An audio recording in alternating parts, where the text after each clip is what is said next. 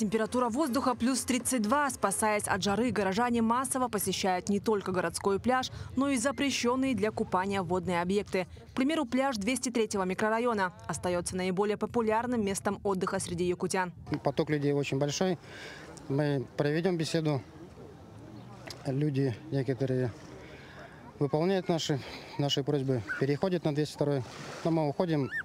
Следующие люди приходят, но естественно, они об этом не знают и продолжают свое купание.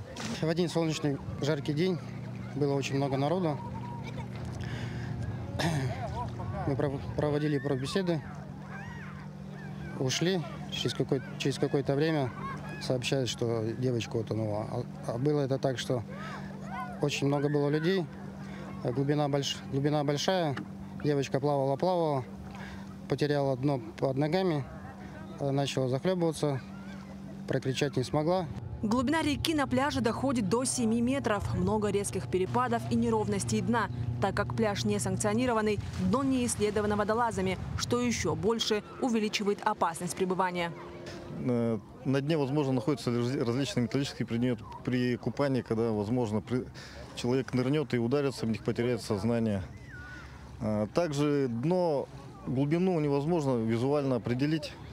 Везде находятся по периметру ямы. И если вы заметили то, что кто-то тонет, надо незамедлительно указать кому-нибудь, чтобы тот вызывал службу экстренной помощи.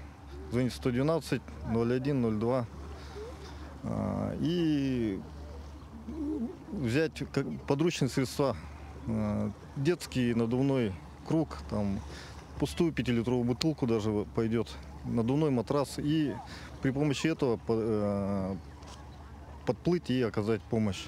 Со слов инспекторов, основными причинами, приводящими к трагедиям на воде, являются нарушения правил поведения. Это купание в необорудованных местах, в нетрезвом состоянии, либо слабый контроль со стороны взрослых за поведением детей у воды.